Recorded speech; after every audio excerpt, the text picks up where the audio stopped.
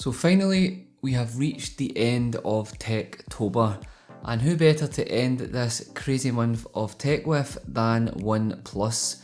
So I have been using handsets from OnePlus for the longest time, since way back when the first OnePlus released and we had that crazy invite system. If you were part of that madness, let me know down below. So what's up guys, it's your boy Ryan here, and today I am going to give you my first thoughts on the new OnePlus 6T. So I've had the device now for around 6 days, and I really just wanted to give you my first impressions. So with that said, let's jump into it.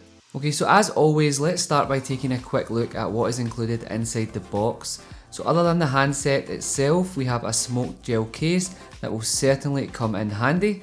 We have our UK fast charger. We have the usual red USB-C cable. Unfortunately, we have a headphone adapter, as we have no headphone jack obviously. And last of all, you have your SIM ejector tool along with some guides and stickers. And just before I forget, we also have this awesome community invitation letter that is actually handwritten by Pete, who is the OnePlus CEO. Okay, so on to the main event. The 6T has been leaked a ton, and we practically already know what it was going to look like, and it definitely doesn't disappoint. So I have the midnight black version here, and the glass back looks and feels great. It's a matte black with a light texture to it, and the best part is that it hardly picks up any fingerprints at all. It feels great in the hand with that curved glass, and as always, OnePlus delivers a premium build quality that is definitely awesome to use on a daily basis. So let's take a quick look around. On the bottom you have your USB-C port along with a single downward firing speaker. It does look as if we have dual firing speakers, but the other holes on the right hand side are just for keeping symmetry. It is actually just a single speaker, but I can definitely appreciate why they have done this from a design perspective. It looks pretty good, and although there is only one speaker, it does sound pretty nice, just like it did on the OnePlus 6, so I can't really complain. So to continue on the right hand side you will find your power button and of course the alert slider that I absolutely love having, and on the left we have our volume keys and SIM card tray. So moving on to the front, and this time round we have a larger screen at 6.41 inches with a resolution of 2340 by 1080. The panel being an optic AMOLED, it looks really nice and I have had no issues consuming content on it at all. It's super sharp, the colours are vibrant, and it certainly gets bright enough for outdoor usage. I know some of you out there may have been wishing for a Quad HD display, but honestly, unless you're holding it side by side with a device like that, you are not going to notice. It looks great on a daily basis, you'll have no trouble at all, so definitely do not worry about that. So this time round, on top of the screen we do have a notch, but this time it's super small in the shape of a teardrop, and of course you can go ahead and hide it by software if you really wish, but honestly it's so small that it is not that obtrusive at all. The notch does play host to the front facing 16 megapixel shooter with f2.0 aperture, and here's a few examples of what it is capable of. So one of the highlights of all the leaks we've seen was of course the under display fingerprint scanner, and OnePlus have of course delivered. I know we have already seen this on the Mate 20 Pro, but things are a little different here as OnePlus have used an optical sensor that isn't actually connected to the display, so there is no need to press down like the Mate 20 Pro. And another plus would be if you smash this screen, I really hope that you don't, you are going to keep the cost of repair down for sure. One thing I have noted though is that the screen does need to be awake for the fingerprint reader to work. This may not be a problem as most people would be moving their handset, thus activating ambient display, but if you don't use ambient display for any reason, you would have to press the power button first to wake up the device, then use the fingerprint reader. So the fact that you do need to wake the device up prior to unlocking may annoy some people, but hopefully OnePlus will hear us all out and throw a few updates in like they always do that could probably stop this from happening. Let me know down below if you don't use ambient display and this is going to be a problem for you. I am really keen to know. Of course, we also have face unlock using the front facing camera. It is super fast and super easy to set up, so it's good that we have both options here. So moving on to the rear, we can find the same camera setup that was present on the regular OnePlus 6.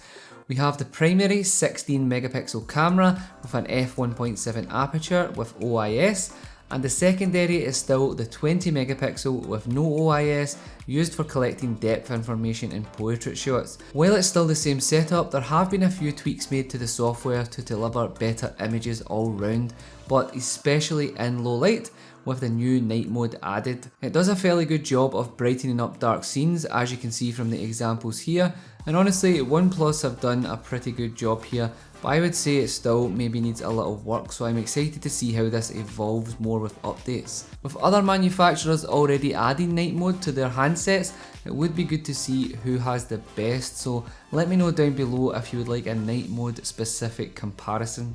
So for those of you not familiar with the standard camera, here's an example of some shots I have taken in standard and portrait mode.